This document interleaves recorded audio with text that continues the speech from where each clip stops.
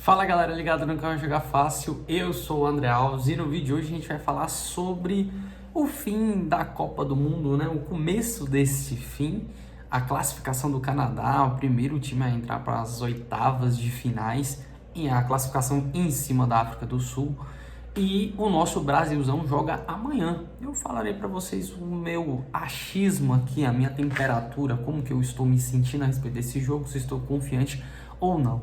Like no vídeo, se inscreve no canal, me ajuda a atingir ali 150 inscritos. Vocês têm feito e me ajudado bastante. Peço novamente que vocês continuem me empenhando a trazer mais vídeos para vocês aqui, um pouco da minha opinião sobre esse mundo que a gente gosta tanto, que é o futebol. Não se esqueça de curtir e compartilhar, que assim vocês me ajudam ainda mais, beleza?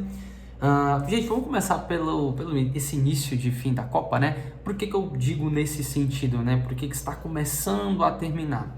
A gente tem muitos jogos pela frente ainda, mas antes a gente estava tendo jogos começando às 2 e tendo, tipo, às vezes um jogo às 2, outro às 4 e outro às 6, depois às 8, 11 e meia-noite.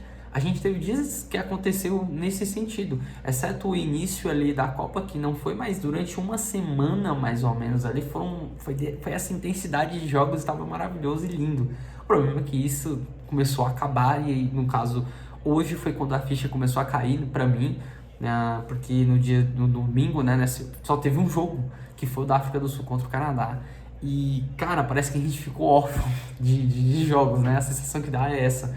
Porque, e assim, o jogo também cadenciou bastante esse sentimento, porque o jogo foi muito ruim, tecnicamente, eu diria.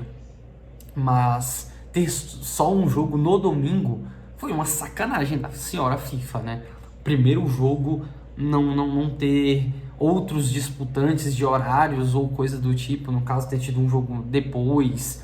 Acho que dava para ter encaixado, não sei, tem toda uma logística, obviamente, mas foi muito esquisito ter só um jogo no domingo depois dessa leva de jogos e acho que fomenta isso ter sido esse jogo da África do Sul contra o Canadá, que dá foi assim, poderia ter sido entregado mais, ou qualquer coisa do tipo, aí eu viria aqui, a gente conversaria sobre outra coisa, mas não foi, que é o que eu quero falar agora para vocês, tá?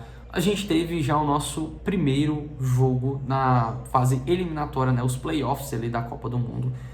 África do Sul contra Canadá, duas seleções que fizeram histórias, né? O Canadá conseguindo se classificar aí para uma fase eliminatória. Eu acho que a África do Sul fazendo a sua primeira eliminatória numa Copa do Mundo. A África do Sul que tentou ali em 2014, se eu não estiver enganado, a 2010 cedia a Copa, e aí é tudo muito lindo. A Copa de 2010 é uma Copa maravilhosa, mas dessa vez eles conseguiram se classificar, e assim, a gente ficou muito feliz por conta disso. Eles são chamados de Bafana Bafana, né? É o nome regional deles, que eles gostam de falar. É como se fosse o nosso, como eu posso dizer, não seria o Canarinho, acho que não, seria o nosso Brasil com S, eu vou colocar assim, tá? Vou deixar assim porque eu não tô lembrando um nome que a gente coloca. Não vou citar o Vai Brasa aqui, a gente não chama de Vai Brasa, ninguém fala isso.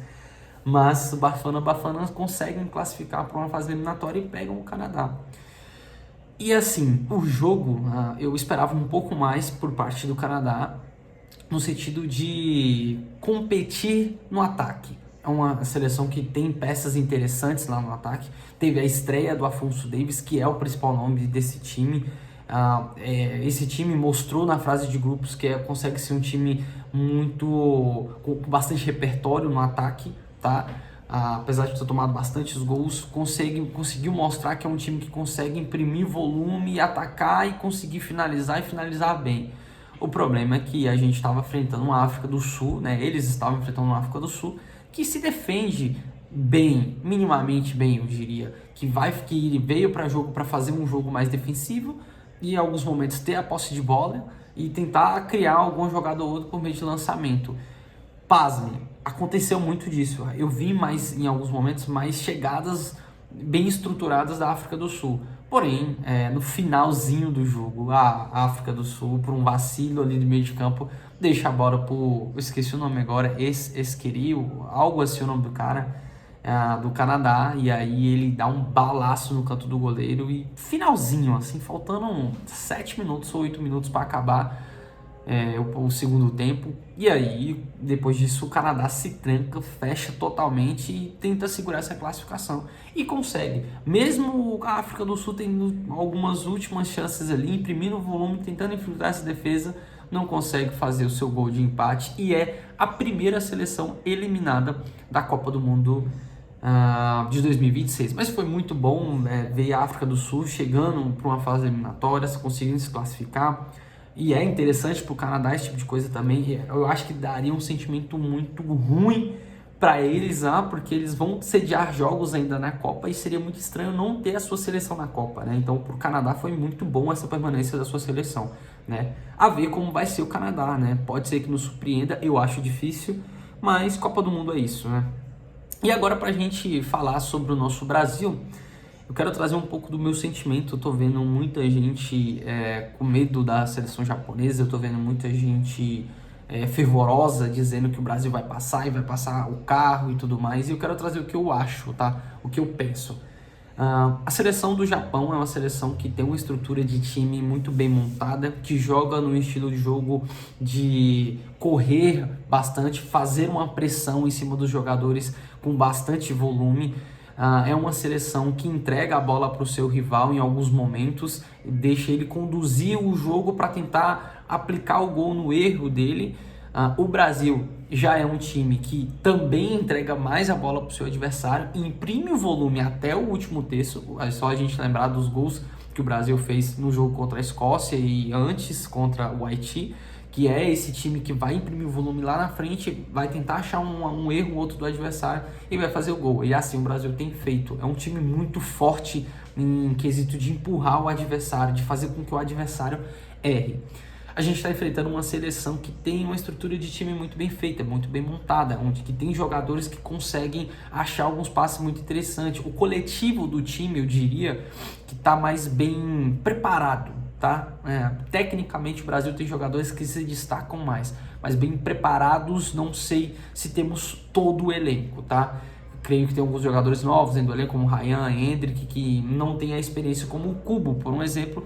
Kubo, esse, não estou falando do objeto, tá? Estou falando do jogador da seleção do Japão, que é desfalque, tá? Uma grande surpresa para o Brasil aí, uma excelente notícia, é um jogador importante nesse time e vai ser desfalque.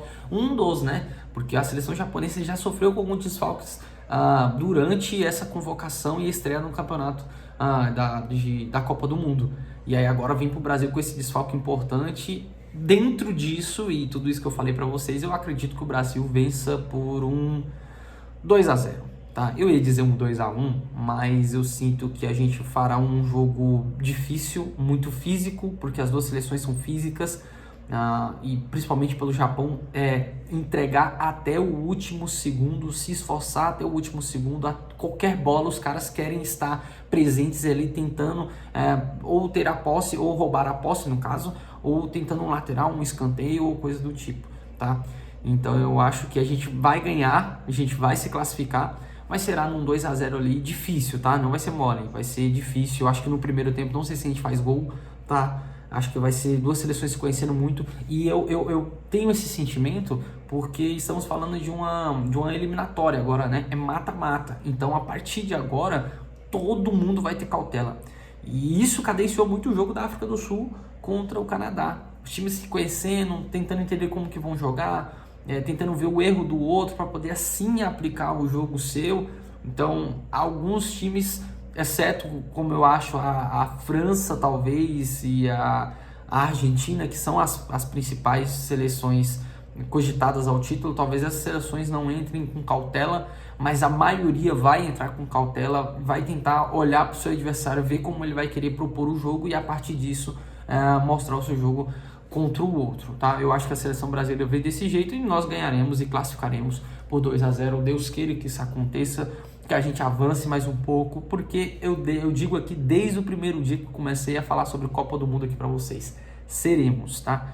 Seremos hexa, tá? A minha geração não viu ainda mas acabou, esse jejum acabou e a gente vai mostrar agora. Eu torço muito para que amanhã eu venha falar sobre a seleção brasileira e a gente fale sobre a classificação em cima do Japão para as oitavas, beleza? Gente, esse foi o vídeo de hoje, eu espero que vocês tenham gostado do vídeo, um vídeo um pouco mais curto, mais para falar sobre esse jogo e para a gente fazer um resumo de um pouco do que foi esse dia da Copa, né? Este vídeo é um plantão da Copa. Eu sou o André Alves, vou ficando por aqui, eu espero que vocês tenham gostado.